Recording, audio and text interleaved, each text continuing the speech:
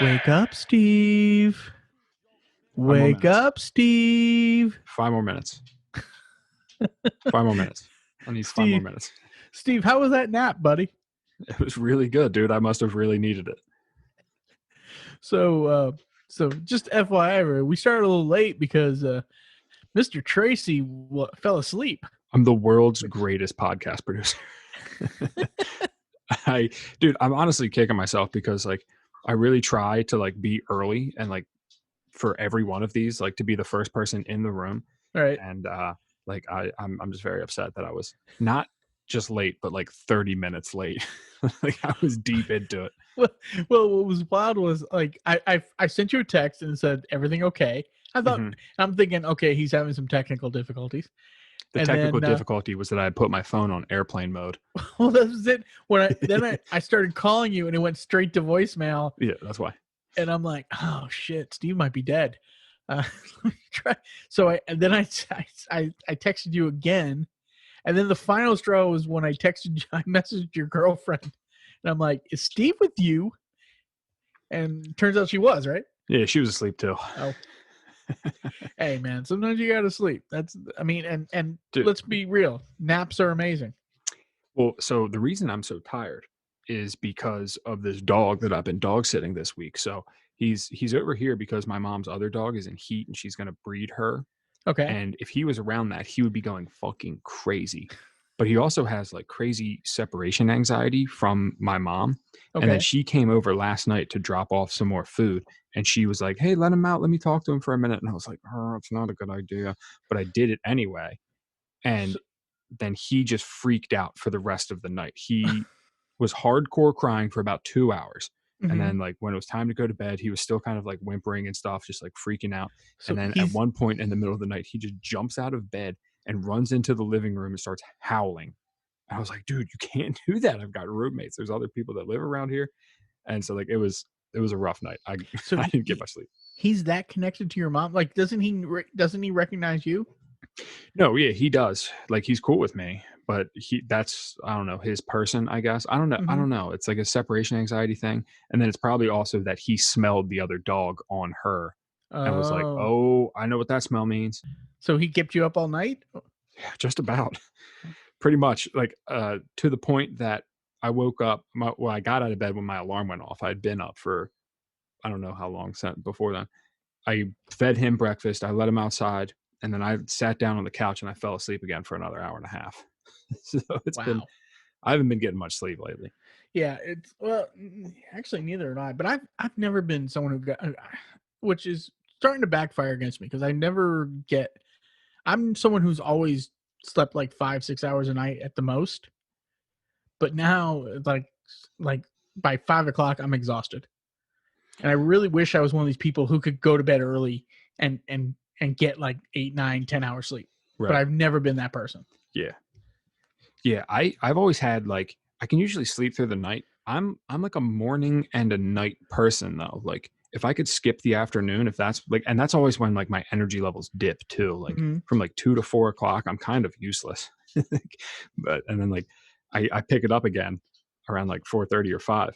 It's the weirdest thing, but I think that's why the Spaniards created the siesta. Siestas are, naps are fantastic. Can I still say Spaniard? Yeah, I don't say why not. That's what they, I don't know. Yeah. Spaniards invented the siesta. You know what, dude? Who knows what words? I've kind of come to a decision that I think I'm just going to start ignoring the woke movement because I think it's gotten too much. It's way too much. It was too much a couple years ago. Yeah. I don't know. If people get annoyed and they don't like something we say on here, they don't need to listen. That's the mentality we need to go. Yeah, for sure. Even though we really can't afford that mentality because we need all the listeners we can get. I'm all for being inclusive and not hurting people's feelings and blah blah blah and making sure everybody has equal representation and rights and shit. But you got to be able to joke around. Yeah. They're just jokes. We're just fucking around. That's it's what we do. And you and I can't pass any legislation no. to prevent Spaniards from coming into the country or nothing, you know, even though sometimes I think we should, those dirty Spaniards. I don't know, because I really like paella. And I want to make sure we have competent paella makers in this country. Yeah, but they want to come over here and take a nap in the middle of the workday, which is what I need to do, and I don't need that kind of competition. I don't know. I mean, is napping really a competition or just our God-given right? Like sometimes, you know what I'm, you know what? Whose side are you on? Well, no, but this is why I miss kindergarten. Wasn't kindergarten like the best grade to be in? Like you went to Just because school, of the naps? yeah, in the middle of the day, they gave you chocolate milk and you lied down on a rug on the floor and some old lady read you a story and you took a nap. And you're only Yeah. there for like 5 hours. Yeah, and then you wake up and they give you some cookies. Yeah. Like why can't life be like that? Somebody's got to make, stuff happen, dude. Like could you imagine if you couldn't go to McDonald's because it's the middle of their siesta, their nap time? I'm Kind of sorry. funny. There's no Big Macs between 3 and 5 p.m. No, come back later. We're taking a nap. I'm sorry, you can't have your latte from Starbucks right now. It's nap time. No, we're closed for napping. Thank you. That'd be awesome though. That would be great for employee morale. I bet. Like if you could just take a nap in the back, like if they had some cots or something, or maybe some That bunk would beds be set up. amazing. Could That'd you be imagine amazing. taking naps with your coworkers? Ooh, it'd be a That's lot of hot. crusty sheets. Well, remember, I think it's a Google that has those like nap pods. Oh, yeah, I think I did see those. Those are kind of cool. Yeah, those are pretty badass. I wouldn't mind one of those just like in general. Like just live in one of those. That would you would just live in one? I just want to live in one. Yeah. That'd be kind of cool. Dude, we could get it on like wheels or something, and then I could push you around and you'd be like my baby Yoda. And By the way, I'm enjoying the new season of The Mandalorian also. It's incredible. Yes, it is. It's so good. It's like I don't know. It's funny because lately I forget what comic it was, but I heard a comic raging about Baby Yoda, all upset about Baby Yoda. I hate that character, blah blah blah. And I'm like, that's a lot of irrational rage for a puppet, don't you think? Yeah, what has Baby Yoda ever done that you hate? Well, how can you hate Baby Yoda? Baby Yoda is cool as shit. Has never said a word. Yeah, He just saves people's lives occasionally and eats things. Yeah, no spoilers. I didn't say what he's eating. He just eats shit. Although, if you haven't seen the first year, fuck you. I don't care. But one of my favorite moment of The Mandalorian from the first season was when Mando is having this fight with Gina Carano in the beginning of their episode. And for whatever reason, they stop and they look over and there's Baby Yoda drinking a bowl of soup. Yeah. Like one of my favorite moments ever. I laughed. That's great TV right there. Oh, it's great quality television. Shit. God bless The Mandalorian. I can't say enough good things about that show. Thank you, Jon Favreau, for being who you are to make that show happen. You're a beautiful human being, and that is the Star Wars that we needed, I think. Yes. And the one maybe not the one we deserve, but the one we definitely needed. We're not good enough for it, honestly. No. That's way better. That's way better than I deserve. We're not worthy. If what I deserve is probably the prequels. Oh, the prequels sucked. They were so bad. Like so bad. Hobie, come here. He's still crying. I don't know what the fuck his problem is. I can hear him crying. Come here. He must hate the Mandalorian. Dude, no, he's just such a giant baby. Like, he's a nice dog, but he's like pathetic. He's like such a pussy. He wouldn't go into the brothel, would he? Not without his mom. Well, that'll come up later in the show, but we should talk about who our guest is today. Oh, this is a fun episode. Yes, it was. We've talked about it many times, but we did a lot of shows in Ohio recently. And while we were there, we met a really awesome guy and an awesome comic by the name of Michael Copenhaver. So we asked Michael to be on the podcast today, and he graciously accepted. Mike is based out of Youngstown, Ohio, that area, but he performs all over Northeast Ohio. He just recently came back from Savannah, Georgia, where he placed in a qualifier for America's Got Talent. And not only that, he's just a super cool guy. So we think everybody's going to really enjoy this. Yeah, and he was super, super nice at the fact that I was 30 minutes late and delayed the show by that much. Yeah. I kind of have, which I really appreciate. I think I startled him a little bit because when he was asking what should I do? I told him, go ahead and log off the Zoom call. And because I just want to make sure he's okay. And he comes back, dude, I hope your friend's all right. Like, it's like, I'm sure he's fine, but let me try and track him down. But I can appreciate if I have the reputation that if I'm not at least on time, I might be dead. I'm okay with that. Can we call that a fusin that you did? What? Where I complimented myself? Where I weaseled a compliment out of what you said? Actually, that sounds better as a fusin than what I was gonna say. Was just taking a nap and forgetting to get on the show. Oh, dude, no, he probably would have taken a nap, woke up late, and been like, we're not doing it. Yeah, that's true. That is very true. We love you. We love you, Hoot. I hate. But hey, everybody, hope you enjoy the show. This is our episode with Michael Copenhaver. Enjoy. There he is. What's up, Mike? My bad. You prefer Michael or Mike? Whichever you prefer. Stage name is Michael, but I don't care either way. Okay. Ooh, what's going on, man? That beard's looking good. Thanks, my man. Thank you. That is a fierce beard. It's a nice looking one. Jesus. I've been avoiding podcasts, man. It's like everybody's doing one. You know what I mean? It's like, it's podcast. Fucking podcast, man. Fucking podcast, dude. Dude, you kind of need to do one these days. That's just it. I mean, everybody's got one. So what do you really do to set yourself out apart from everybody else? And I think I've got that figured out. Ours is going to be called One Joke at a Time. I was like, holy shit, when I looked at the name of yours, like, let me look at that twice. That's two joke minimum.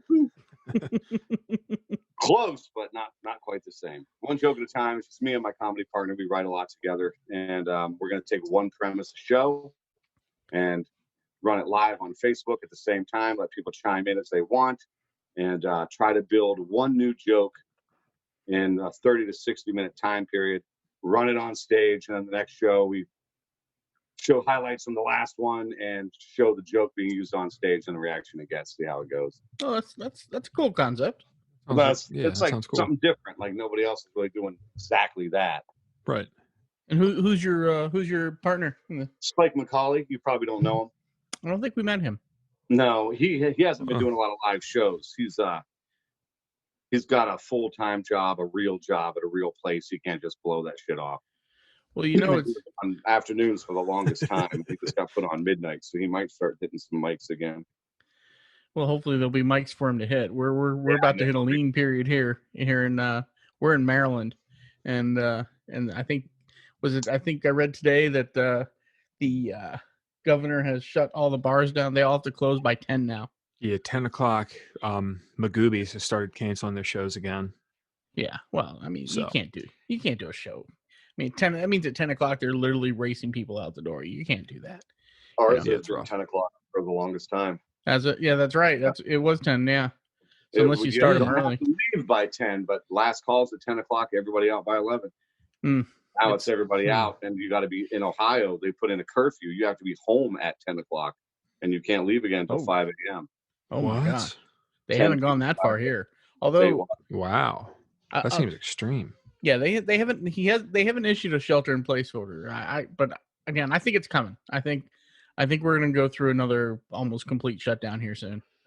Yeah, I truly think it's coming. They would have done that ours is for 21 days. And if they would have done a 21-day last year, early on, you know what I mean? All this could have been avoided. Mm-hmm. It's got a 14-day incubation period. Make it 21 days. Now, everybody should have had it run through. The only new cases will be coming in from somewhere else. Right. If people are following the rules, paying attention to what they're doing. But it's America. So, there's going to be all sorts of underground parties. Well, just for the people at home that are listening to this, Michael is, of course, a comic out of. Are you based out of Cleveland, Akron, or just basically just Northeast Ohio? Is what you? Northeast Ohio is what I go with. Yeah. The closest city to me is Warren. The closest city you probably heard of is Youngstown. Okay. I'm closer to Youngstown than Cleveland. From Cleveland, I'm like 50 miles due east, about 1 hour exactly due east of Cleveland. I'm really close to the Pennsylvania border. My actual town is called Champion. No one's ever heard of it, unless you're that rare closet Randy Gradishar fan. But you'd have to be a big Bronco nut to know who that is. I actually do, because I'm a Raiders fan, so I know exactly who it is. Although with a name like Champion, I would hope that means you guys have a really good high school football team. No. Back when I played, we kind of had 2 teams that were pretty good, and the year or 2 after us, and then it all went right back downhill. Yeah, it's not a strong people are football. like, Champion sucks. But what we do have is baseball and girls softball. I'm telling you right now, we dominate that shit. That's what I'm talking about. I used to coach girls softball back Our in the day. girls just repeated last year. Did you? If I had to do it all over again, I would never do it. Because I didn't coach like school. I coached like elite travel teams with like youth sports, and the kids were fine, but the parents were fucking nightmares. Yeah, when they get to that level, the parents just end up a brand of monster. It's an absolute nightmare. But we met you. We actually met you at Club Quantum in Akron. That was Funny Noises Productions. And you know what's funny is one of the reasons we ended up doing a lot in Ohio is because there was nothing going on around us. For whatever reason, it seemed like Ohio just had still had shows going on while everybody else had shut down. It was wild. Yeah, we were talking about that night. You were saying that there was nothing happening at all in Maryland. I was just like, wow, I couldn't even imagine it. So I thought it was already kind of strict where we were, but then when they finally started opening things up, I don't know, it seemed to be okay, but that was the one thing I always wondered. It's like, okay, now stuff's opening back up. All the bars I go to for pool or for shows or whatever else, there's no masking happening inside, none whatsoever. There are little COVID bombs, little COVID factories. Well, it wasn't even just Maryland. I mean, you figure PA had very little going on. Nothing in New York, nothing in Maryland, nothing in Virginia, nothing in West Virginia. West Virginia was a complete ghost town. That's how I met Andy Frampton. He came up to do a show with. I know Andy. Yeah, he's really good too. I enjoyed it. Good dude, good comic, really good comic. I did Andy's room at the Blue Parrot in Charlestown, which was a 10 p.m. show on a Sunday night. Ooh. Yeah, and if you can imagine what 10 p.m. on a Sunday night in West Virginia is like, you would be correct. I wonder if Blue Parrot's a chain. There was a Blue Parrot in Morgantown too. I wouldn't be sure. It got set on fire. It was a big place. It was a really cool place. It had an awesome stage, but it was just a Sunday night at 10 p.m. in the Bible Belt. It was just there weren't a lot of people there, and most of the people that were there were like restaurant workers who had just gotten off their shift. And at that point, they didn't care about comedy. They just wanted to drink. That's all they were there for. Fast because they only got a short time to do it in. Right. Yeah, so it was, but it was a fun show. And Andy's a good guy. I think, it was a fun ride down there. I actually rode down there with another comic, and we were joking that I don't know why this came up. But we were joking about West Virginia high schools, how the two subjects they always teach are dealing blackjack and how to dance on a pole. Those were like high school courses. I think we talked about that for 2 hours, how that had to be the case because it seemed like in West Virginia all we saw were like strip clubs and casinos. Dude, I would have signed up for how to dance on a pole if I was in high school in West Virginia. Steve, I think you could have taught that class. I wouldn't have participated at all. I would have been an observer, just sitting there. Like the dude that takes home ec. That's where all the chicks are. Yeah, dude. I did take home ec, and so did I. That's why I did it. It was awesome. Yes, I know how to make cookies. Those are probably the only skills in high school that I learned that I still use. Like I can dice stuff up. I can cook things. It's very practical information. I don't need to know who the first president of the United States was. Nobody has ever asked me that. You know what the worst class? I don't know if you ever. I mean, Michael, I don't know how old you are. Steve, I know you're 28, 29, but 46. You're 47. Oh my goodness. See, I'm 50. 47 next month. Oh man, you still look way younger than I do, but but you are younger than me. I should point that out. You are. Yeah. No. Oh yeah. Look at this, dude. And this was like early. Like my beard went gray before my hair. It was weird. But it's the other way for me. That's why I take the hair off. I'll take you behind the scenes here. You got a bald spot happening. Right there. Look at all that. So I just said, screw it. I'm just going early. So basically, what you're saying, Michael, is that you and I are legitimately polar opposites in every way. Like, Yeah, pretty like much. you're my complete opposite of each What is it? The negative universe of you. other. You, I think you're that's my style though. what was that? What did they call it? Like opposite world or whatever? Bizarro world. Yeah, or that's how I am. I'm. Oh my goodness. No, but did you ever have to take typing in high I didn't school? have to. I chose to. So did I, and that was a joke. It was the biggest joke class. And I Yeah, don't know, but my pretty teacher good to took it. it way too seriously. Yeah, so did ours. Yeah. She would really wrap your knuckles if you were goofing off. Yeah. Damn, Mine was ever like typing? would get angry at us if we weren't in the proper sitting position for typing. What is the point of a typing class? I never had to take a typing class. Like it just teaches you how to type. Yeah, faster? the proper way to type. Like You you're can do supposed the to stand. legit way with your hands and all that stuff. Yeah. All touches with your fingers and where you lay your hands on the keyboard, all that Yeah. stuff. And, I carry none of it with me to this day. No. I'm still a pecker. Peck, peck, peck, peck, peck, peck, peck. Well, I think there were still typewriters when I was in high school too. So like Now, we used word processors. word They weren't processors. That's right. computers. They were word processors. Yes, that's right. Which was just fancy new age digital typewriters. Oh shit, that's right. That's right. There used to be, and all they were word processors. Like that's all right. they were, Steve. No games on them. Couldn't play solitaire on it. No games on them. What the hell? What the hell did you all do you for could fun? do was you look type at the shit. you look at it. What'd you do for fun? You have to look out the window and see a dinosaur or something. We played with knives. It's a typing class. You look to your left, you look to your right. You're surrounded by women again. Yeah. From home ec to typing class. True. That's true. There was that was like one of the last sexist bastions of high school life. Is they expected all the girls to take typing. It probably still is like that. But I guess most schools, they don't have the budgets now. They don't even do a lot of shop classes in most places. Well, kids now probably are born knowing how to type. I mean, if you can play video games, you can type. It's been a long time since I was in high school. And a long time since I've spoken to a high schooler. So I have no idea what's happening in high school. Yeah. No, when was the last time you talked to a kid that was like 16? Gavin Klosterman. 3 years ago. Yeah, see, exactly. There you go. 3 years ago. I'm probably in the same boat, right?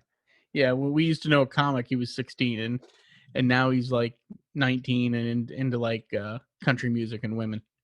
But back then he was going to be a comic, and I think he may have made the right choice, to be honest. Country music gets more pussy. Yeah, he's definitely enjoying that life. For sure. Way more than we are.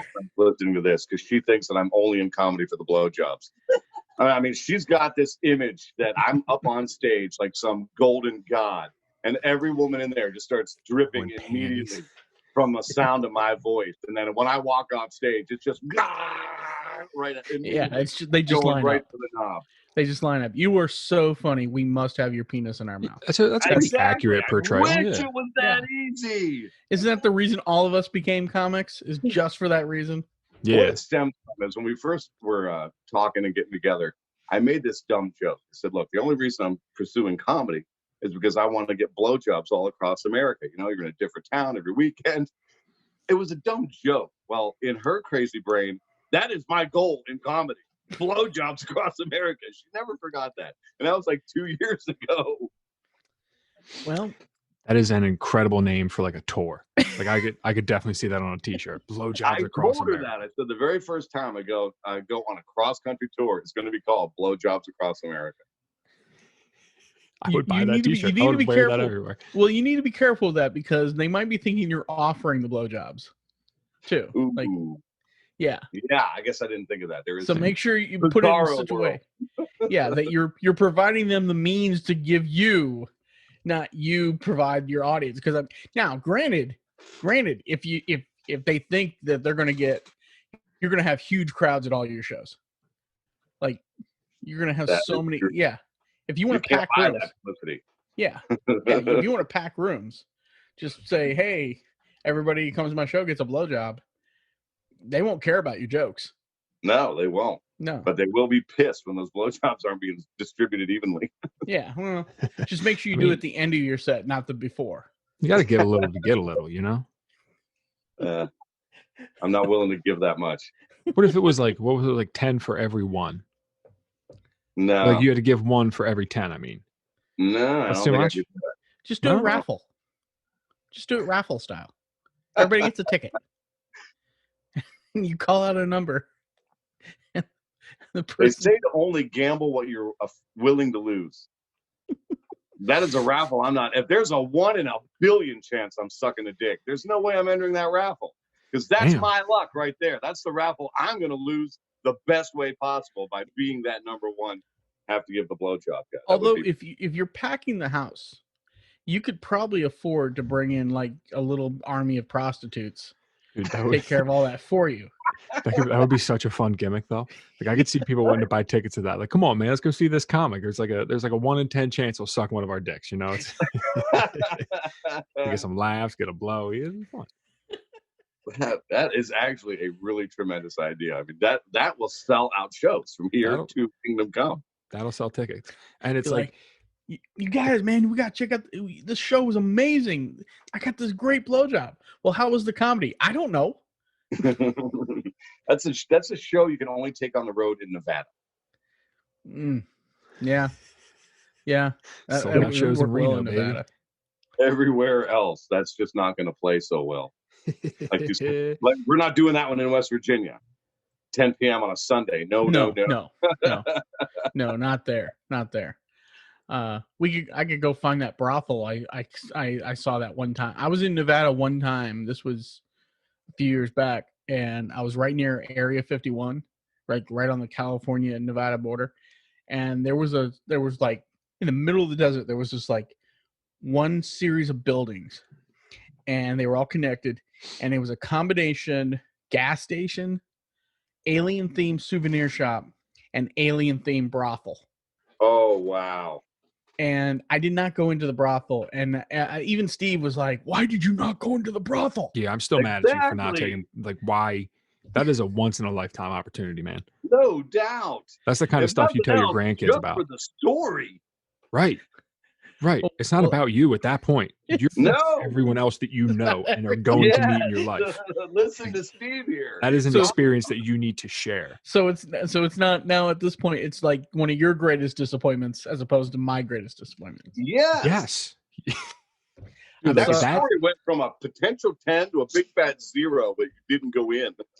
I'm sorry I failed you guys. If you had been caught by a cop or something, like leaving that place, they couldn't have even arrested you. You would just told them the story, and they'd be like, well, all right, that's pretty dope. They'd be like, that's baller. That's baller. Right. She was painted green for real? Don't know about it. One of the off duties works the door. I would love to go there and try and do an open mic, though. That would be great. Imagine doing an open mic at a brothel. And everyone has to dress like their favorite alien.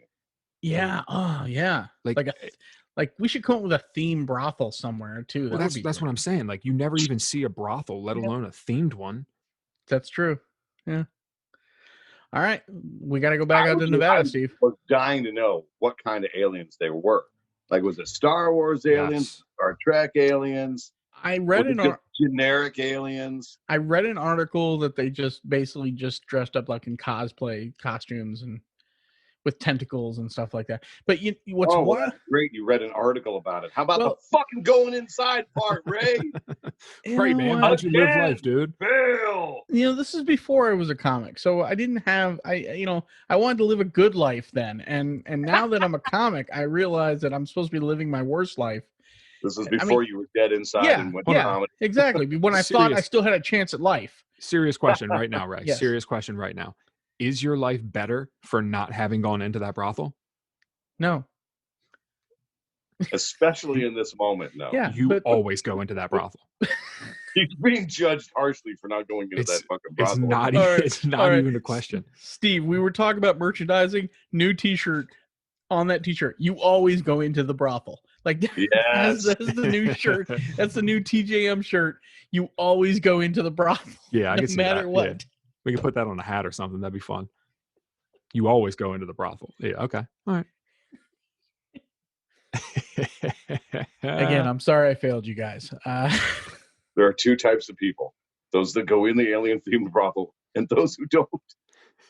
If you don't go in, you'll end up in comedy.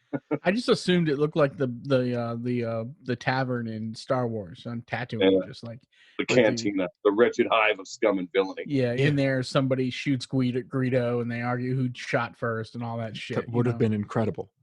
Yeah, and then there's Kevin Smith in the corner. If Kevin Smith had been in there, I definitely would have went in there. That's the selling point. Is Right. Kevin Smith? Yeah. I If like you- Kevin Smith's go movies. read Dude. an I'm article. sorry. You've been surrounded by all these alien titties, and you've been geeking out about Kevin Smith, asking him for an autograph. Like, there's stuff. People are doing stuff with tentacles you didn't even know people could do with tentacles, and you're like, "Oh, Kevin Smith is here." So it would have been like, I'd be talking in the corner about Clerks 2 with Kevin Smith while some girl's like, would you like to go in the back room and get a blowjob? I'm talking to Kevin Smith, ma'am. Please back off. Okay? Please. Who's Whore. Talking Back important shit. Whore.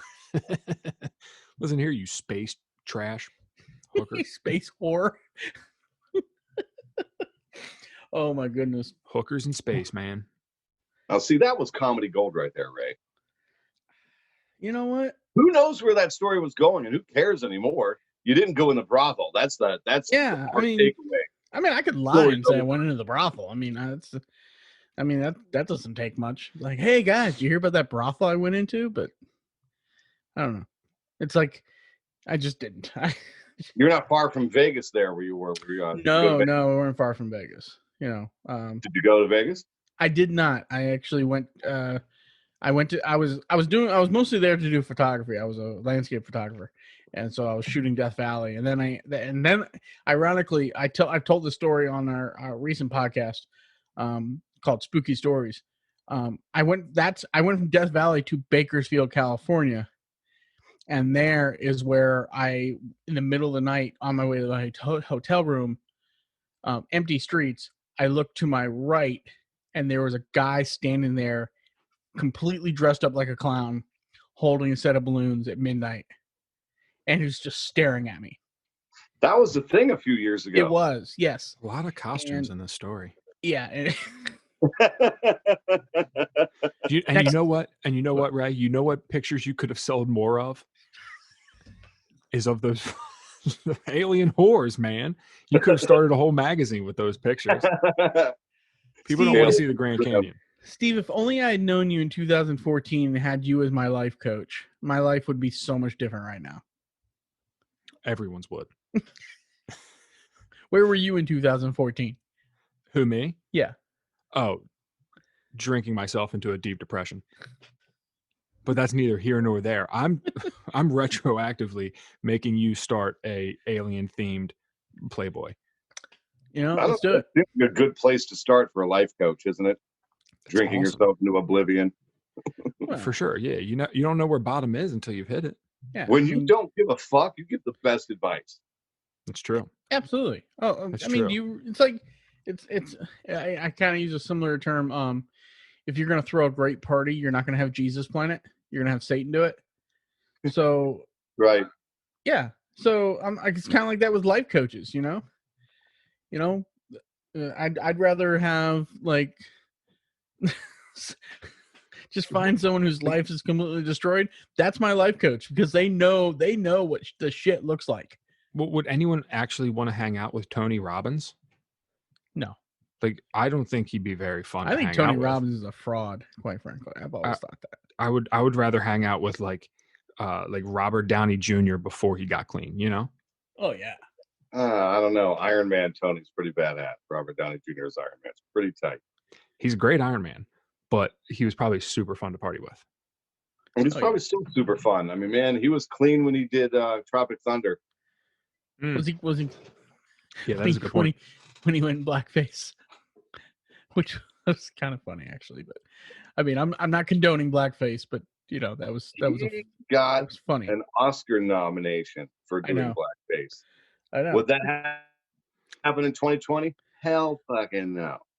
No, but he was parodying that whole kind of thing too. Absolutely, yeah. It wasn't his choice to do that. That was the role that they wanted him to play. It was a production thing. It wasn't a Robert Downey Jr. thing.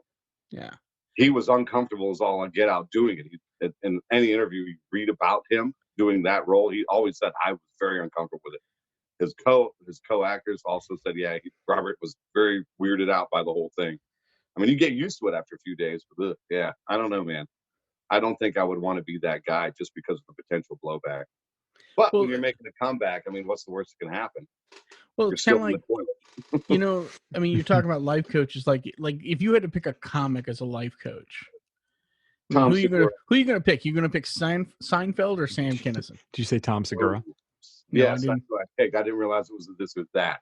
Sam Kinison for sure. Yeah, I mean, you'd be dead by now, but I mean, you had a hell of a lot of fun doing it. I don't know, man. I treat my body like a toilet as pretty well as it is, and I'm making it pretty good. I'm hanging in there, man. I'm a strong and hearty 46, almost 47 for what I do to myself. I mean, I believe it as long as thick and luscious as that beard is, dude. How long is it taking you to grow that? That just Let's see. I shaved it all the way down in April, I think, and then I trimmed it again. I don't remember when I trimmed it. I think it was August. That's like 6 months worth of growth. No, I trimmed it down to about an inch. Oh, okay. Or but half still, an inch that's again in like August. So this is from, I don't know, August. wow. 4 or 5 your months. beard grows fast. It goes thick too. Dude, Good Lord. if assassins were sent to like kill you and they had to like cut your throat, they'd probably be really pissed. They'd be like, Yeah, we can't get through this beard. Well, I have my own team of assassins hidden in the beard. Damn it. They couldn't even garrote him because like the beard would just protect your throat. Like, Right. That's right. Yeah. I am garrote proof. You're like an anti-assassin. Like, just try to kill me, bitches. Bizarro victim. I cannot be killed. You can't get through the hair. My beard is like a drunk Texan. It's just uncooperative and scraggly. It just won't do anything. So I put oil in it. I put balm in it. It doesn't matter. It still looks I like wash shit. mine and that's it. I comb it pretty regularly too. But other than that, I use zero product. So luscious. Mine just doesn't come in at all. I look like I eat Slim Jims and drink Mountain Dew. But don't sell that stash short. You are ready for porn, my friend. The stash, the stash is coming in nice. Yeah, the stash ready is for strong. Porn or to write someone a ticket, one or the other. You can do both, man. That's the ultimatum I give them when I pull them over. Say, look, do you want this ticket or you want to make a video?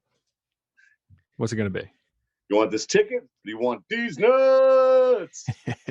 Super Troopers 3 starring Steve Tracy. I think the world would be a better place if cops had that option, you know? There'd be a lot more lovemaking and a little less shooting. What did you tell me on our Halloween shows? You said one year you dressed up like a DILF. Like, yeah. With that mustache, now you could totally look like a DILF. Yeah, I could definitely pull a DILF off. Damn, too bad I didn't do that for Halloween. A dad I'd like to. Dad I'd like to fuck, yep. Okay, Yes. just making sure. Just making sure I was following along. I'm not hip to this young lingo. Oh, I thought you were worried about saying the word fuck. Because I was like, dude, we just did a whole thing about blowjobs. I think. So Michael, how things been going comedy wise for you, man? I know it's crazy. I know it's tough going. At least I know in Ohio it's been pretty. You guys have been able to keep going pretty regular, which is awesome. But overall, how's it been going for you? We have been able to keep going pretty heavy, and I work a lot. I'm lucky. I'm one of Chris Kettler with Funny Noises Productions' favorite people to work with. I'm pretty sure he wouldn't be pissed at me for saying that because I do a lot of Kettler shows. Right. In fact, we're going to work together a little more closely soon. I'm going to start doing some hosting for him on the regular. Just got back. Thanks for asking about how things have been going. Just got back from Savannah, Georgia. Oh, nice. I was down there Saturday, November 14th, just a couple nights ago for I think somebody posted it was the 11th annual. It was the 11th annual Savannah Comedy Review. It's a contest. They call it the Comic Battle. And I placed. I came in third. Congrats. Congratulations. The two guys that came in first and second definitely earned it. They were both very, very funny. But I got some contacts out of it. Got a couple paid gigs out of that win. Or not very the win, nice. third spot. So yeah, I'm really happy with myself. I'm not even 2 years in comedy yet. Okay. I'm still pretty young, comedy wise. But I was Right. a student of the game so long. I mean, I knew what I was doing right off the get. But that first, stage performance was still iffy. In fact, I do remember very vividly. Plus, I've seen the video a few times now. I kept that one. I'm never going to get rid of that video that first time. just to That's look at wild. myself now and then watch that, it's like, man, you've come a long way, man. So But that you're first night, out loud into the microphone, I said, "Ooh, man, this is not as easy as I thought it was going to be." And then the crowd was like, "Come on, man, you got this, you got this." And then I just kept plugging away, and yeah, I fell in love with it right off the rip, and I just Oh, haven't yeah. stopped since. That was April 16th, 2019, my first time on stage. Wow. Wow. Okay. So not The even 2 years. Wow. yeah, good for Yeah, you. That's awesome, dude. Wait, but when you talk aren't to other you? people, like in the scene around here in Cleveland, there's a lot of comedians, a lot of good comedians too. Uh-huh. Um, and some people, have been in 5, 6, 7 years, Mm-hmm. and they're just, I don't know. I don't know if they're really comedians or just hobbyists or they're just not Mhm. serious about it, but they just don't have as much time and they don't do as much. So I don't know. I think I'm fast tracking myself through. I've been really, really working hard, make a lot of contacts. It's like I don't kiss ass, but I don't tell anybody to eat shit either if I can help it. I mean, you really got to Mhm. piss me off to make me say something. 'Cause, I mean, you never know where your next word's going to come from in comedy, man. No, dude, that's how the game is played. I mean, that's the whole Make reason we went out contacts, to Ohio. be easy to work with. That's my best advice for getting through comedy as fast as possible. Be nice to other people because there's no reason to be an asshole. Mhm. Right, but you got to grind. I mean, that's there's Oh, no. I mean, that's why we left the confines of Maryland and we're playing gig and Chris Kettler is awesome. By the way, Funny Noises Productions, check him out. yeah, I love He Kevin, man. treats If it us weren't really for good. Keller, I would not be where I am right now. Because I mean, he's given me so many minutes. I mean, Mhm. and those minutes are the most valuable thing to a comedian. Yeah, he's a really hardworking producer. How many shows does he do a week? A week, I can't say for sure, but he's somewhere around 21, 22 shows a month.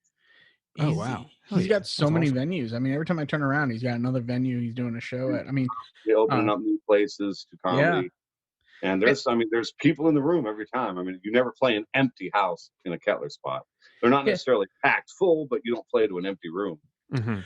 Well, he's got some really good rooms. I mean, Barmacy, I think is a great room. I think I love that Barmacy. spot. For some Yeah. reason, it doesn't really get full there, which is insanely frustrating. 'Cause it's a nice place. It's a Yeah, nice oh, place this and a room- nice room. Yeah. We last time we saw you was at Wilbert's in Cleveland. Mhm. That had a good crowd there. Yeah, I Um, love that place.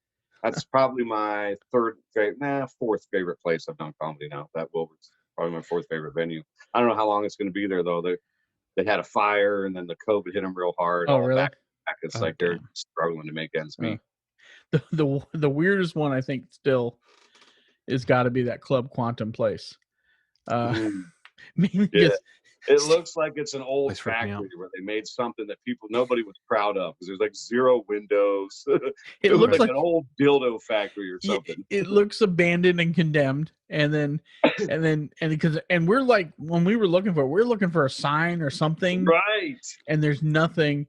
And then we just kind of stumbled to the back half where some guy had to open up the gate to let us in. We go back there and there's like kids' toys out back there. Yeah. And a barbecue grill. Like, is this somebody's On the house? back porch, right. Yeah.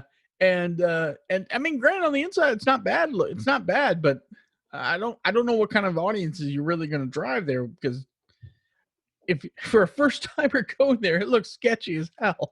Man, Yeah. my first time there too. I think my second time there was when I met you. I'd already been there once.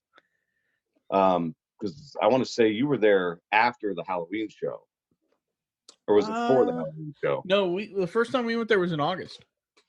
Oh, okay. Yeah, Well, it that was in, would have been my first time there. So I'm pretty sure I was there when he opened that room. yeah. Yeah, it was August, right, Steve? When we were there. Yeah, I believe Oh. so. That was our second trip to Ohio. We'd been there 2 weeks prior, and that time we played Barmacy and some pizza place that he had there, and Sure. and then we Georgia. came back 2 weeks later. Yeah, Giovanni's or something. Giovanni's, that's it. Yeah. Giovanni's Pizza and Pub. Yeah, Yeah, And then- yeah. and then when we came back the second time, that's when we played Club Quantum. Then we went out to Letonia and played the Tipsy Cow. Tipsy Cow. That was with John Huff, probably. That was with John Huff. Yeah. That was pretty interesting. That's another guy I really like to work with. I love John. He's a really good guy. He's a really good guy. He's one of them soft talkers, though. You've noticed that? Yeah. So I have a hard time hearing. I went to way too many concerts when I was young, and I was always up in the front, right by the speakers. now I got like tinnitus, it's constant ringing in my ears. Yeah. People that talk low, they got to talk louder than the buzzing in my ear. You know what I mean? So Right, I have right, a right. hard time hearing John sometimes, but I love to work with him. He's a funny dude. Yeah, no, real good guy. And then I think later we went that Sunday we went to Daytona and we played Wiley's, which was really cool. And actually Chris Kettler gave us that hookup for Wiley's, which was really cool of him.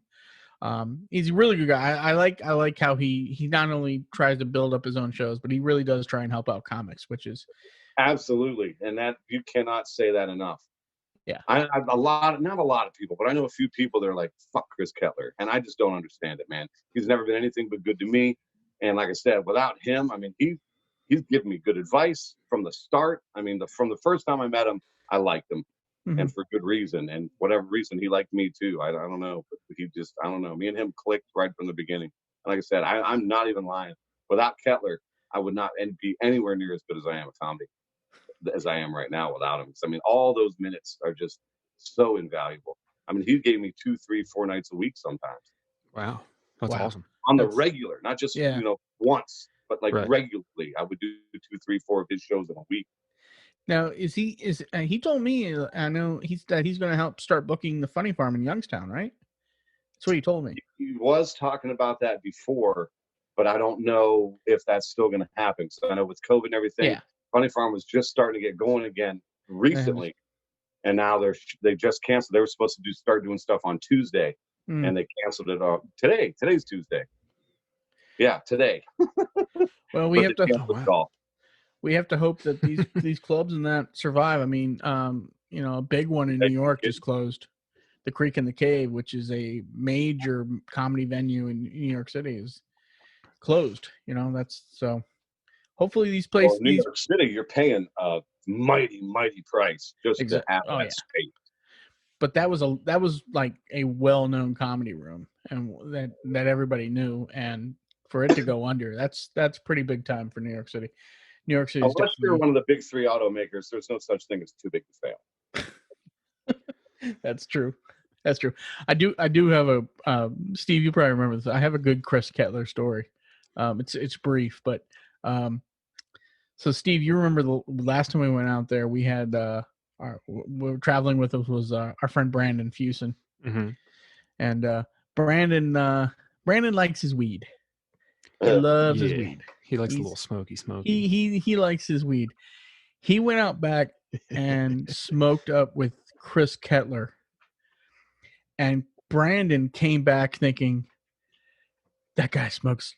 That guy, I can't handle that guy's weed. He was messed up by Chris's weed. To give you an idea, Mike, Brandon brought a suitcase full of marijuana paraphernalia with him, like a full suitcase full of his own smoking devices and whatever else equipment he needed. And Chris's stuff blew him out of the water.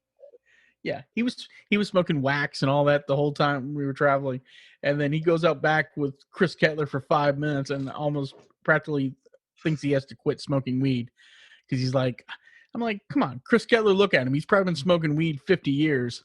Okay. Yeah.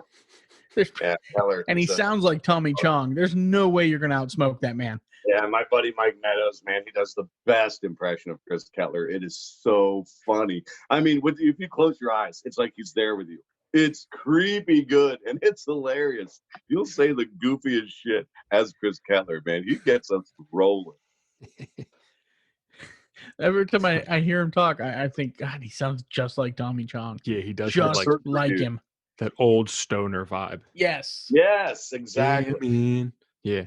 Like that California surfer vibe. Right. Just so laid back. You couldn't do anything to bug the guy. Right. Unflappable. Right. Like maybe he ended up in Ohio by accident, like he probably doesn't remember how he ended up in Akron. He might not even know it's Ohio. Yeah. He's like, he was trying to escape to Canada and then just forgot to keep going.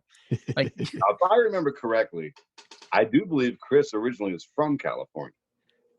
I would believe that. I'm almost sure he is. Like, he was there even through high school, I think, and then for some reasons had something to do with a family member, his grandma or his dad or mother or something like that is what brought him out to Ohio.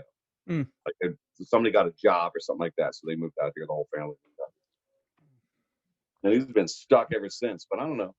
He's making a name for himself. He stays busy. He's a good dude. He sure does run a lot of shows. Puts on a Yeah, lot of he gives a lot of comics time. I mean, yeah, I he think does. it's awesome that he And it's lets significant time. You're not going to a Kettler show to do 3 to 5 minutes. Yeah. right. Yeah, he always You go gives to you a like Kettler 10 show, plus. you have 10 minutes, Right. Yeah. hopefully Which- polished. Yeah. Well, but it's certainly beneficial. I know we have a guy out here that we've talked about many times. His name is Daryl Klein. His shows, and I think he'd even admit they're kind of shit shows, but what's the one good thing about his shows was like he'll let you do 20 minutes, and even if you've only been doing it for a couple months. See, that's maybe good, maybe It bad. is, but it has its pluses and its minuses. But I mean, when you're in a community where you're lucky to get 5 minutes, Yeah, man, I and hear what you're saying there. sometimes having that extra time, even when you're just starting out, can be really beneficial, and it really helped me. I mean, that's why I can do as much time as I can now because of because even when I wasn't ready to do that much time, I had the opportunity to do it. So I mean, providing comics opportunities to do maybe stuff that they're not ready to do.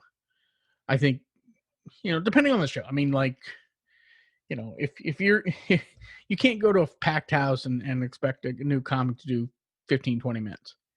But if it's an open mic or if it's, just a basic show, then why the hell not? Let them bomb if they bomb. Like I said, bombing can be good. Yeah, again.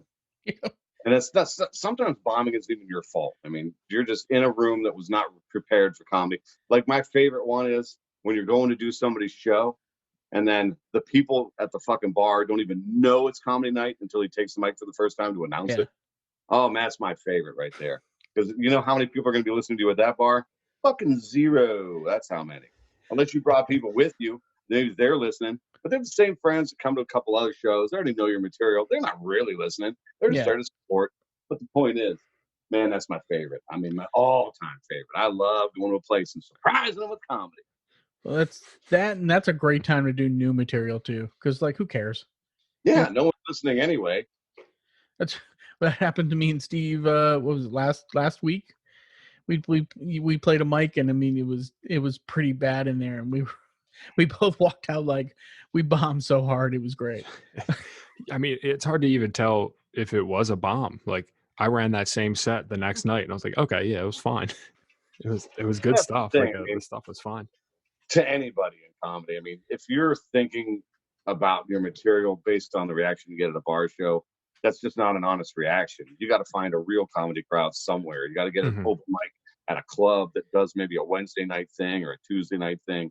You got to find a club to fucking really know what your material is going to do. Right. Because a club crowd is so different than a bar crowd. Yeah. A bar crowd, that's where you do your rape jokes and shit like that. Stuff that makes other comedians laugh. For sure. Because bar people are drunk and dark already anyway.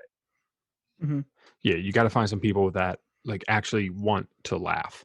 Like not just some people that are there waiting for their own set or like you said, just drunk. Well, that's why it's almost impossible to bomb at legit comedy clubs, because there really is a method to the madness. People who go to a comedy club in general, they go there because they want to laugh, they want to be entertained. So that's kind of half the battle. You've already got a crowd that wants to laugh. You can't deny that you need a little bit of skill. Oh, of course you do. Of course you do. But you have to have some decent material. I mean, you can't just go up there and do anything and expect to get laughed. No, That's of not course. the way it works. Of course not. I mean, and to be honest, no legit comedy club would put somebody up who couldn't at least get some laughs. But if you have at least a crowd that's willing to go with the ride, like a bar crowd, the people who, if they just happen to be there, you're not really expecting a reaction because they're not really there for that. They would just happen to be there. But if you have a crowd that paid to come to this venue to watch comedy, at least hopefully know that you have an audience that's at least they're ready to be entertained. They're ready to laugh. Absolutely. I will not deny what you're saying is not correct. I mean, if you've got good material that works even sometimes in bars, you should be able to go out and pretty much kill in a real comedy room like a club. Agreed. Because you've already practiced the material. Now you know what bombing feels like, so you're ready to win one. Mm-hmm. And that's the place you get to do it. The only thing that stinks about the bar shows is like you can't really learn your timing there. You got to just have a natural sense for timing. Yeah. Because you're not going to get timing in a bar show. You can't really go with pregnant pauses and things like that, because if you don't keep them, drunks will the squirrel, and now they're gone. You know what I mean? You got to really just pound on them at a bar show. That's what I don't like about that. I have a lot of subtleties to my material, and I can't really play the subtleties in a bar show. I got to do all the material I do that just hits you over the head with punchlines, and those aren't the more fun jokes for me to do. Right. Yeah. No, I like the jokes to take a nice left turn, but I mean, if you're not there for the whole walk, the left turn makes no fucking sense. Sure. Yeah. And it makes it harder. Like, it makes it harder to do long bits in those environments. You almost have to. That's why one-liners comics do really well sometimes in those environments, because like you said, their attention. You got an audience that doesn't have that attention span for very long, so you got to kind of hit them quick. Then you also got to fight over the people at the bar that are just too drunk and too loud, and they're having a fight because they've been together for 7 years. And the last 6 years, they've been spending every Tuesday through Saturday at that fucking bar in the same two stools. The bartender cuts them off. They can't drink anymore. It's not funny. So, who are your influences? Boy, who'd you grow up in? Who were your favorite comics? The very first comedian that caught my attention and made me love comedy was definitely Eddie Murphy. Sure. Like he was really catching fire around 81, 83. Mm-hmm. And I'm a 73 baby, so I'm like, 8, 9, 10 years old, very impressionable, and fell in love with comedy right off the rip just because of Eddie Murphy. I mean, that old song he does, "Put the Boogie in Your Butt." You guys old enough to remember that one? "Put the Boogie in Your Butt." Now, to an 8 to 10-year-old, don't remember that shit is absolute hilarity. That's the pinnacle of funny. And then from there, as I grew older, I got into some other guys like Richard Pryor. Who else would have been a big one from old days? Bill Cosby. Bill Cosby himself. Mm-hmm. I mean, that was hysterical from start to finish. Who knew the secret? I mean, just give me some pills. I'll start being funnier too. Well, what's funny about that is apparently it was not a big secret in entertainment circles. Yeah. That's what I've been reading about. I mean, it was obviously a secret for the populace. Nobody cared. Yeah, but not inner circles. That was pretty much known. Yeah, Eddie Murphy was big back then. I was in high school when Delirious came out, and I can vividly remember kids quoting his stand-up from Delirious walking through the hallways. Yeah, absolutely. I mean, obviously I was thinking it would have been around 9th, 10th grade, maybe. I don't remember what year it was. I mean, obviously that whole show now does not hold up. No way, Delirious. I think that was 7th grade for me. I had that on a cassette tape. I believe it was 84, maybe 83 when Delirious came out. 83, I would have been in 5th grade. Yeah. I wasn't even a sperm yet. He wasn't even a thought then. Fuck you and your youth, you young cunt. I'm not as young as you as I look. Well, that's the mustache. Like, the mustache is making you look older. I think the mustache is keeping me young. And of course, other influences. Bill Hicks for sure. Sure. Ed Berg, loved him. But my all-time favorite, definitely got to go with Carlin. Probably, he was just so good at telling you exactly how he felt for real, in a really funny way, and that's something that I hope to be able to do someday. Like, I've got a couple of bits I've tried here and there where I'm really trying to get across my point of view, and they don't come across funny so much as I fucking hate the government. That's the only point I can get across. Fuck the government, and it's not. I guess it's funny and more bitter. Just bitter. Yeah, exactly. Like, Jesus Christ, guys, settle down. Don't go rent a Cessna. Yeah, no. Carlin was my hero growing up. And no, absolutely. I mean, he's just brilliant. Yeah, it was my. That was my. If that's the one, I saw him perform so many times, but I never got to meet the man. I wish I had some opportunity. Especially because I used to hang out a lot. Carlin was HBO. I never had a chance to see him anywhere. I saw him 3 times in DC. The last time was early 2000s, maybe. But they were all theater shows. What I liked about what he did because he would come out on stage. He would always have an opener. He never got introduced. He just walked on the stage. Like you'd be sitting there. They didn't dim the lights. There was no production, no fanfare. Literally, the feature act would go up, do their set. There was no host, and then it would just kind of be quiet. People would just milling around, and then when he was ready, he just walked on the stage and went right into his bit, right into his stuff. And that's the type of man that goes into the alien themed brothel. Yeah, absolutely right. You're never gonna let me forget that. Like we were talking the other day. You're gonna do my eulogy when I die, and that's probably gonna be your lead, right? Like, yeah, Ray was a failure because he didn't go into the alien themed brothel. Ray? I'm gonna start off with all of the regrets that I have about your life. That's a great way to do a eulogy. That is tremendous. I love that idea. Damn, now I'm sad I'm gonna miss it. As I eulogize Ray, the airing of the grievances. like do you ever think about that? Like, do you ever wish or hope when you die you at least get to watch your funeral? Nah. I'd almost kind of like to see my funeral. I kind of would maybe just stand behind the casket as a ghost or whatever, just watching all these motherfuckers pretend that they're gonna miss me. Yeah, and just yell and critique them as they come in. It's like, you were always a bitch to me. Why are you at my funeral? Like, what? Why are you here? Right. He's watching all these motherfuckers pretend like they're gonna miss me. They're gonna be talking shit on the way home. Yeah. Can you believe the bullshit he was saying about him? No, what a bunch of shit. I know. Shoot. And then and if I could somehow reach out and fuck with them as a ghost, like every time they said something stupid, I'd send a chill up their back and be like, what the hell's going on? It's Ray. He's a ghost. Why saying all that nice shit? Did anyone forget that he date raped Julie in high school? What the fuck? That's a terrible thing to say at a funeral. Yeah. Too far. Damn. No, I love it. I love it. Yeah, but that's why I don't go dark too much. I go way too dark, way too fast. You gotta wait for at least the wake to bring that up. you gotta let people have a couple of drinks before you get into that stuff. For the record, that I never did anything of that nature against Julie or anybody of that name. Okay, or anybody. Yeah. I did not know Ray in high school. For all I know, there was even a Julie in his school. And if he dated a Julie, I didn't hear any stories. No, I did not date a Julie. I don't remember. I don't know if I can't even say I've known a Julie. So tell us about that show in Savannah, man. So you said you placed. I mean, how many comics were there?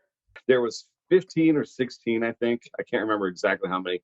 I think we had 15 and then 2 more popped on. So 17, I'm pretty sure it was exactly 17 of them. I drove 12 and a half hours for the show and then drew the open.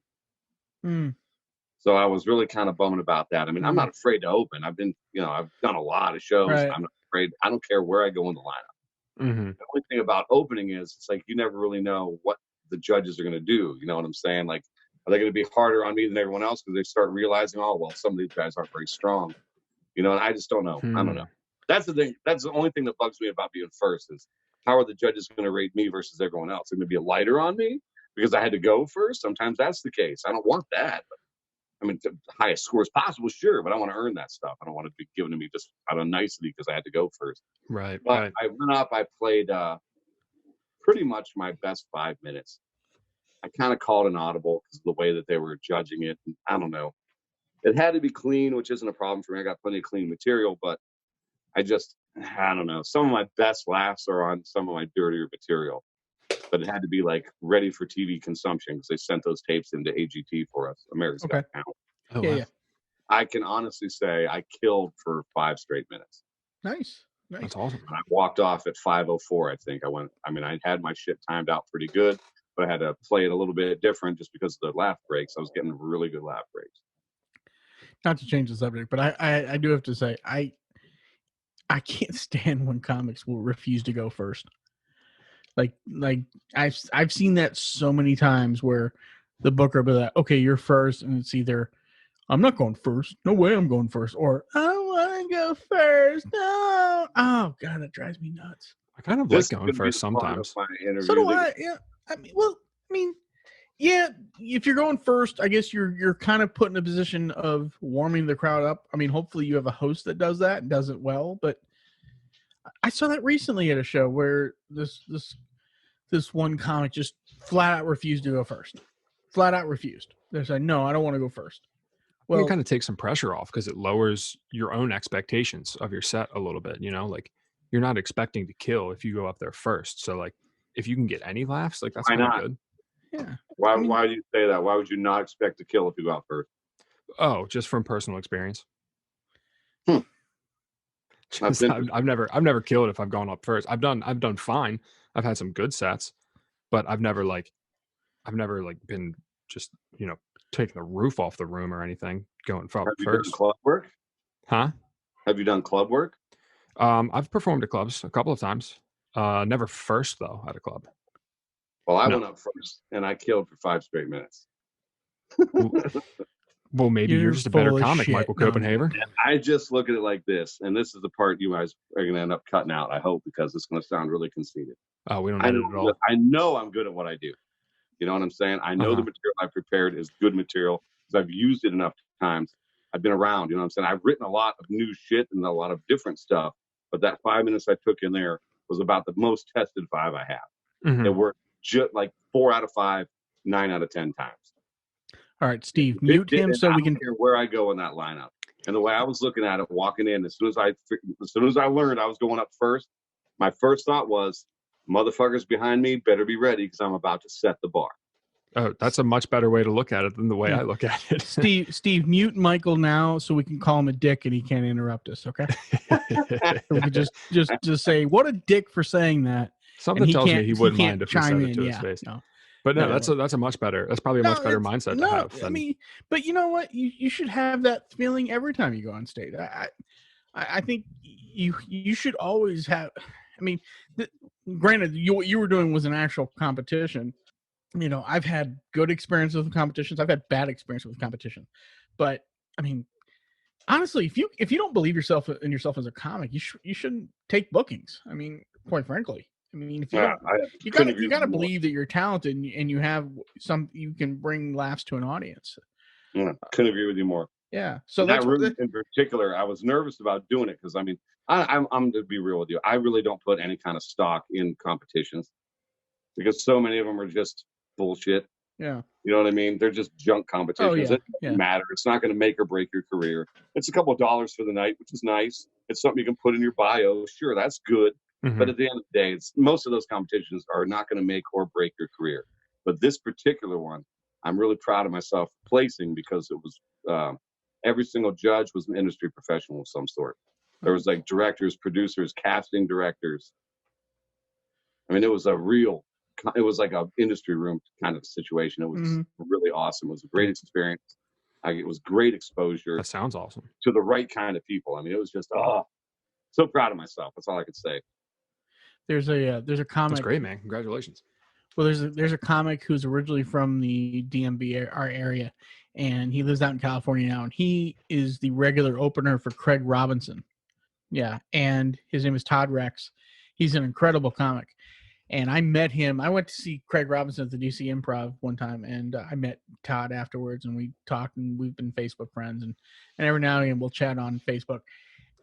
Steve, this was right after I had done that Magoobies competition, and I was so pissed off about it because there's a comedy club here near Baltimore called Magoobies. They do their monthly competitions.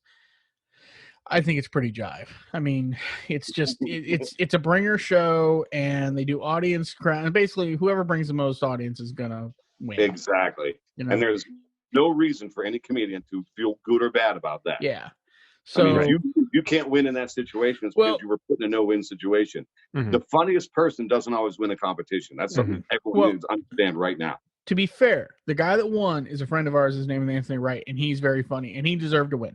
I had no problem with that. The problem I had was the people they picked second and third to advance to the finals. One was this girl who basically just danced on stage, didn't tell a single joke, just danced on stage. And another was some guy who had the most people there. and they were finalists. When I'm not saying I would have won. I think Anthony did have a better set than me that night, but I definitely felt I was top Should've 3. moved on. Yeah, Right. but that didn't happen. I actually had to open that night, and I had to open because this old man who I just found out just died. He refused to go first because he didn't like to go first. And I was like, so you don't, and I was like, you don't have any people here. But I don't like going first. So, well, man, the guy's dead. Whatever. Fuck you, Mike Platt. Anyway. Damn, dude. Run in hell, you cunt. No, I was pissed off about that. Fucking COVID got him, man. Rest in peace, Mike Platt. Did he die of COVID? I'm assuming. Oh, okay. That's what the death well, certificate okay. say, Rest right? in peace, Mike Platt. But you were a dick that night. Anyway, but so I was talking to Todd Rex about, I was like, man, I'm really bummed about it. He goes, and this is a guy, again, this guy travels. He's a regular opener for Craig Robinson. He's full-time comic. I mean, the guy is like friends with Chappelle and all these guys. And he told me, he goes, I've done 2 competitions in my life. I didn't win either of them. And the guys that did win aren't doing comedy anymore. Right. So he goes, so you put it in perspective, that there is a subjective nature to it. I'm not putting down what, that's awesome. And, especially if you get some exposure out of it, that's more valuable than them saying you won, really. I mean, I get to go back and do another feature spot at the Savannah Comedy Club next year sometime. Yeah, and making those contacts. Things coming out of it down in Georgia and Hilton Head too. So yeah, so that's great. Nice. That's real nice. But that's, that was the last competition I did, and I don't think I'm going to be doing any more. I know, Steve, didn't they email you about being in the end of the year one? Yeah, they did. I'm guessing that's not going to happen anymore if they're canceling their actual shows. Probably. So I'm assuming that's off. Did you ever respond back to them? No, I didn't, because it was the same competition that Ray was talking about, Michael, that you just have to bring the most people, really. Yeah. I've done it a couple of times, and it's just not really my cup of tea. I have a tough time getting people to come out. If I can get 5 people to say they're coming out, maybe 3 will show up. So right. It's just, I don't know. It's tough. What we're saying is our friends are dicks. In my actual area, there's no club that does a competition of any kind. Mm-hmm. So all the ones that I do are at least an hour away. Mm-hmm. So there's no way I'm putting people in that bringer show. Right. Yeah, that's tough. So you go, come drive an hour and pay $10 to watch me do stand-up comedy for 5 minutes. Every bringer show I've ever done, I actually bought the tickets for the people I asked to come. Because I felt so bad. Because it's not even just the ticket. Because you buy the ticket, they're going to go there. They're still going to be subject to a two item minimum. Oh, I wish you had just said the name of our podcast instead. That would have been so much better. They're still going to be subject to a 2-joke minimum. Plug. They're going to have to buy stuff when they get there. So I'm like, and sometimes they're like, all right, it's $20 each to get in. I'm like, Jesus Christ. Wow. The last bringer I did was in New York City, and I did it again because it was a chance to get exposed in front of some booking agents, people who represent comics. And I had to bring 5 people, and I literally bought tickets for all 5 of them. I was like, if you come, I'll buy the ticket, because I'm not going to make you come, because I had some came from Princeton, New Jersey, which is like an hour away. And I said, I'll buy the tickets. I'm not going to make you come all the way out there and buy tickets. I'm just not going to do that. But I think that was the last bringer I did. I don't think I've done a bringer since. I just don't think they're worth it. There's a guy in our area, Michael, that he calls them newbies. To be on his show, he gives them 3 minutes, and they have to bring 10 people at $15 a pop. Gee whiz! Yeah, god damn, it's nuts. So you have to pay him $150 for 3 minutes. Essentially, yeah. Wow. God damn. It's people are doing that. Well, he was. I don't know. At least this show was. I mean, like he's getting comics to commit to people that. Are actually showing up with 10 people to get those 3 minutes. Yeah, I got lucky. I happened because it was till $10. It was $10 a person then. because it was one of the first places I played when I started doing stand up. I didn't know any better, so I did it, and I actually managed to get 13 people there. But it's hard to do stand up. I don't care what level you were at. It's hard to do stand up in 3 minutes. 3 minutes is tough. Yeah. It's a long opener. Yeah. Or, I mean, it's like I sometimes I'm not a big fan of this podcast, but every now and again I'll see it on YouTube. But Kill Tony with Tony Hinchcliffe. I don't know if you ever seen that one, Steve. You know that podcast, right? Podcast listener. Yeah. Tony Hinchcliffe is he's a comic. He's a friend of Joe Rogan's, and he has his own show called Kill Tony. Basically, he has all these kind of new comics or come to the Comedy Store, and they do 1 minute, and then he roasts them right after, right? Yeah, pretty much. I've heard about this. They just did Kill Tony in Cleveland earlier in this year, or it was late in last year. I can't remember. I'm not a big fan of the concept because one, I don't like. I'm generally not a fan of comics publicly shitting on other comics, no matter what their level is. That's why there used to be that show on Amazon called Comedians Watching Comedians that I thought was just kind of was just a shitty thing. Yeah, in private that's one thing, but putting it out on air. Well, this guy really sucks so bad. I mean, I would never do that. Yeah, I mean, it's one thing if you're doing roast battles and shit like that. That's different.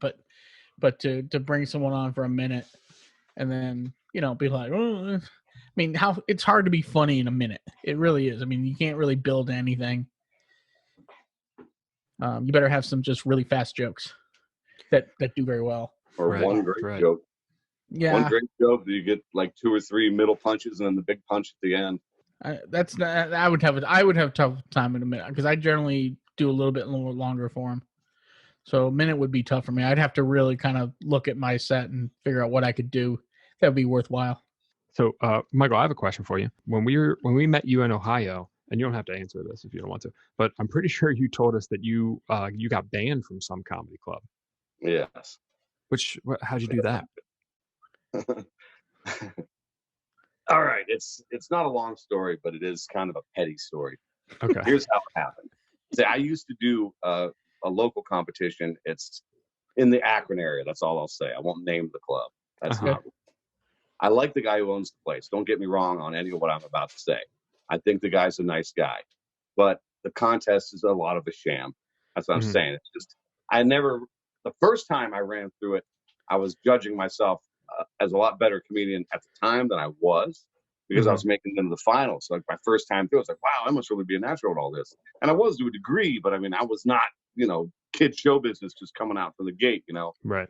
But then I started realizing everybody pretty much makes it to the finals. As long as you bring a couple of people with you every time, you pretty much get to the finals. You get a chance to be on the final stage, which is nice, but there's no chance in hell that you're going to win because from week 1, he already knows who's going to win, pretty much. The people that have been coming around for a couple of years now, he makes you wait for it. And the reason he banned me is because he gave me a 5-minute spot on a Friday. I got to go out and do a guest spot in front of Bill Squire. I don't know if you guys are hip to Bill Squire. He is a headliner. He travels, but locally in Cleveland, he's a co-host of the Alan Cox Show. So it was a good chance for me to get in front of somebody who actually means something. I was loving the chance. I was loving the opportunity. I went out and I killed my 5 minutes. And I'm not even exaggerating. I did great for 5 minutes. In fact, Bill Squire, and comedians don't generally do stuff like this, Ray. You've been to a lot of shows. He spent his first minute on stage not doing an opener to get the crowd. He spent his first minute on stage complimenting how funny I was. Oh, nice. Opening the show. Yeah, nice. And that doesn't happen a lot. That was my first holy shit moment in comedy. I can't believe that happened. But I felt, that was probably only the second time ever I felt really good coming off the stage. Like, man, I really felt good. I was into it. Like my timing was perfect, and everybody was I had them exactly where I wanted them. I was performing. I was being an entertainer for real, and it was just why I do what I do. I loved it. So that happened. I am a god. Exactly. I am a comedy god. I felt like I'm going to come off this stage, and all these chicks are going to start sucking my dick. I can't wait. Here comes the blowjobs because I'm a comedy god. That's right. Blowjobs across America. So, like 2 weeks after that, Chris Kettler had heard of me and found me on Facebook and contacted me about doing one of his shows. It was at a place called Jilly's, which is like 3 minutes from that club. Okay. Now, Jilly's Music Center isn't a comedy club per se. Chris just started doing shows at that room. Mm-hmm. And I was like, yeah, I'd love to, because as a comedian, I wanted more than 5 minutes. He said I could get 10 minutes there. I'm like, yeah, I definitely want to do 10 minutes. It'll be my first time ever getting 10 minutes. Like, yes, please. So that's what happened. I did that show, and then the owner heard that I did that show, and he sent me a really funny instant message on Facebook about how I betrayed him, and he was very disappointed in me because I did a show within 20 miles of his club. Damn. Now, mind you, I was an amateur of all amateurs at this point in my career. Right. I didn't know shit about the business. I just liked doing comedy, okay? Mm-hmm. I didn't know nothing. And he's like, yeah, you can't do comedy within 20 miles of my club if you want to do comedy at my club. And I just weighed out my options. It's like, well, I've already kind of signed up to do 3 other shows with Chris already. Right. And he's giving me 10 and 15-minute spots. Do I want one night a week for 5 minutes? Or do I want multiple spots that come out to, 30, 40 minutes through the week? And I made the right choice. I said, okay. And he goes, well, I tell you right now, you do that club, you banned. And I said, well, I'll see you when you want me to do your club again. You'll come to me, I guess. And that was our conversation. I've been in there once since then, but just as a paying customer. Mm-hmm. Actually, he remembered me because it had been at least a year since I'd been in there. And he remembered me, even with my great big beard. I didn't have such a big beard the last time I was there. And he said, hey, that's Mike. Comedians, they don't pay. So I only paid for my girlfriend to go in to watch comedy that night. So he remembered cool. that comedians don't pay. So apparently he's been kind of following what's going on. He knows I'm still doing comedy. All right. Well, I mean, that's kind of cool. At least that he gave you a free But ticket I'm the to the kind show. of asshole, Steve, that now I'm banned from that place. He told me, you're banned. You cannot do comedy at my club. Mm-hmm. I won't ask him to go up. He's going to have to ask me now. Oh yeah, I wouldn't ask you. I'm that asshole. Right. You got to wait for them to come to you. And it really is kind of a dumb way to look at it because it's one of the few clubs around here that I know. All I have to do is ask him and he'll put me up. Because he knows it's funny. I don't get that mentality though. Like the guy I mentioned that you have to bring 10 people. When you sign up for his show, he will send you a list of rules. One of those rules are if you can only do my shows, you can't do anybody else's shows, which is impossible. It's ridiculous. It's impossible. Yeah. Well, unless I think he's going to sign some kind of exclusivity contract and start paying me to perform. Exactly.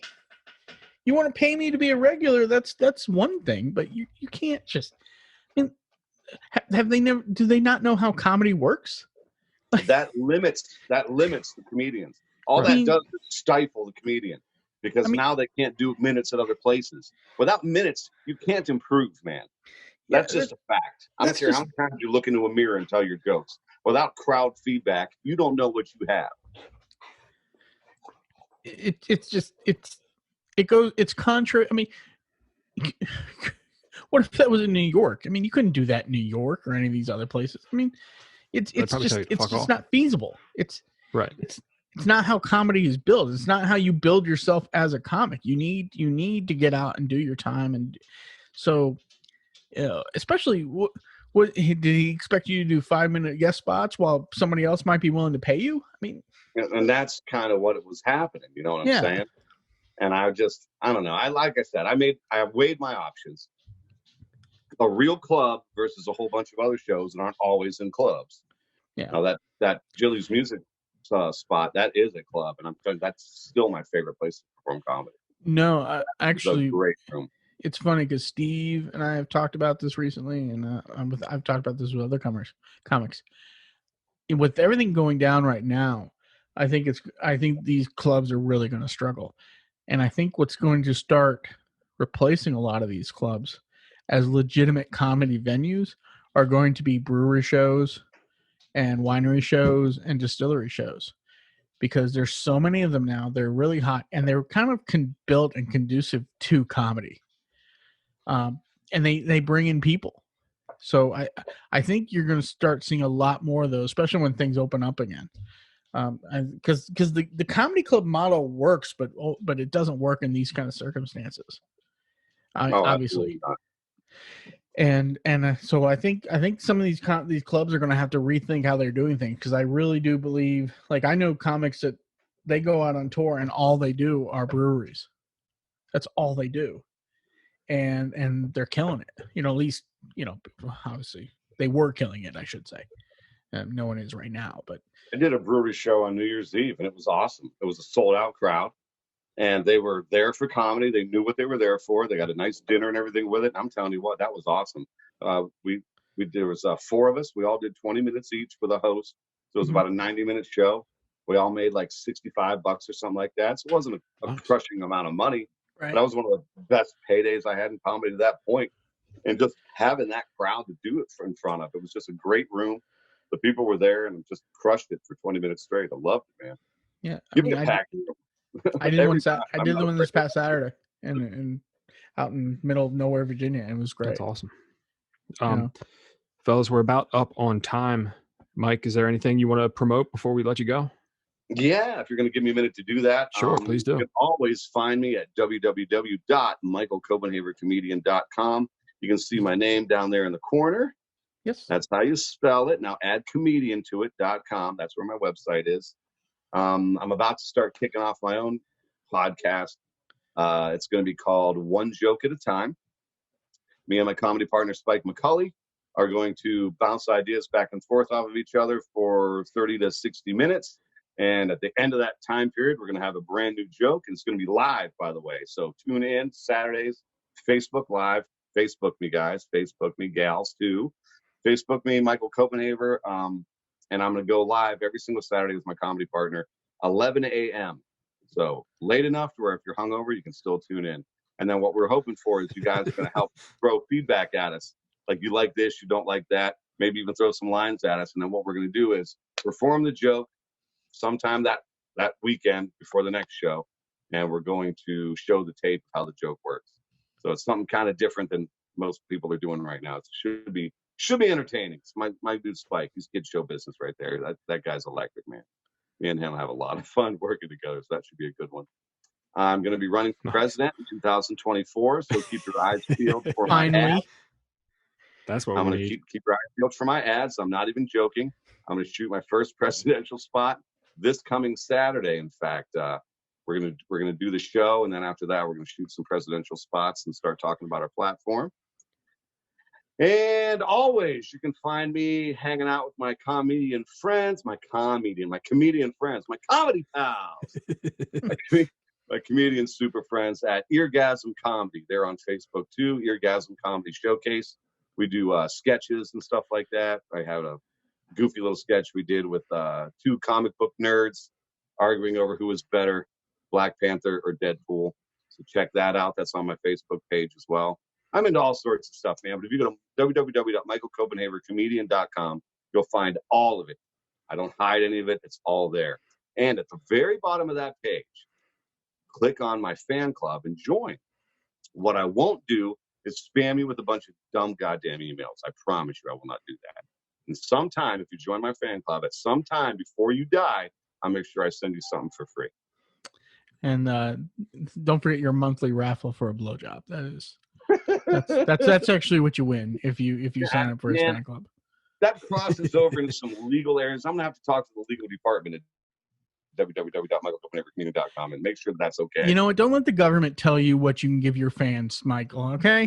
It's easier to ask for. You determine. You take care of your fans. You can do what the weed dispensaries in DC do, where you sell them a T-shirt and then you give them a gift of a blowjob. And that's called a legal loophole right there. Yeah. You're good to go. I like where your head's at, Steve. You're a marketing genius. It's the mustache. Yeah. It comes with the mustache, man. You got to learn how to be a little bit creepy when you grow a mustace. And thanks for the second to plug my stuff. And hey, let me thank you guys for having me on. I had a lot of fun hanging out with you guys. No, dude, you're great, man. And like we actually said once after we met you, say we need to have him on the podcast. And quite frankly, our podcast has been doing pretty well in Ohio lately. So we felt, it was important that we may have someone on here that represents Ohio. So Show that fuck I love. Oh, absolutely, you know. So, you know, and we're thankful for all the support we're getting out of Ohio. We certainly can't wait to get back there and start performing again. And I can tell you, and obviously we're not going to give out specifics, but come spring, assuming everything's back to normal, we got some big plans coming. So we'll be coming back through your state. Back on the awesome, road. man. And you know, I enjoy your stuff, man. You're and really whenever shows we get on, hopefully we'd love for you to come on and perform on those shows with us. So yeah, I try to hit as many spots as I possibly can. If you let me know when you're coming to town and who you're working with, I'll make sure to talk to them. fantastic. Yeah, man. And thank you for being flexible. I apologize for Yeah. sleeping through my No alarm. worries, man. No worries. I'm a bona fide pothead. I am 15 to 20 minutes late to everything.